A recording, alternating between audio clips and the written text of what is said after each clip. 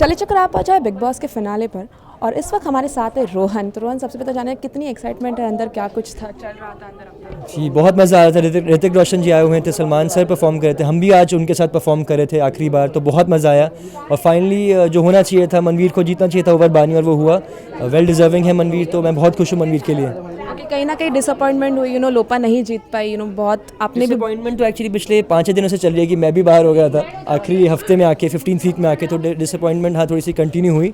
और लोपा भी थर्ड आई तो थोड़ा बुरा तो लगा, लेकिन अगर दो एंड टॉप 2 की बात करें हम, तो मनवीर को ही जीतना चाहिए था और वो जीता। ओके, पर कहीं ना कहीं बात बहुत ही देखा तो बानी के क्रेजी फैंस ये सब कुछ चल रहा था, लेकिन फिर भी आपको पर्सनल कैसे लग रहा है मनवीर एक कॉमनर होके आज एक सेलिब्रिटी बन गया है? देखिए, सेलिब्रिटी तो वो उसी दिन बन गया था जब वो यहाँ पर एंटर हुआ था इस घर में। बिग बॉस नंबर 1 शो है, सलमान खान उसे होस्ट करते हैं, तो वो सेलिब्रिटी तो उसी वक्त बन गया था। और ऑब्वियसली वो डिज़र्विंग था, तो उसे जीतना बनता था। अगर वो नहीं जीता तो फिर थोड़ा सा शॉकिंग रहता। तो हम सोच रहे थे कि वही जीतेगा, मनवीर को जीतना चाहिए था, वो जीता। मैंने बाहर भी इंटरव्यूज़ में यही बोला है जब से मैं बाहर आया हूँ, और मैंने घर के अंदर फिनाले टास्क में भी यही कहा था कि मुझे लगता है अगर मैं अपने उससे ऊपर किसी को इस वक्त देख रहा हूँ तो वो मनवीर है, और मनवीर ने कहा था कि वो मुझे देख रहा है। तो यही था, टक्कर थी तब भी, लेकिन मैं हैप्पी कि मनवीर जीता। कोई एक ऐसा टास्क जिसमें आपको लगा कि मनवीर ने आपको बहुत काफ़ी टक्कर दी थी, आप दोनों का कोई एक?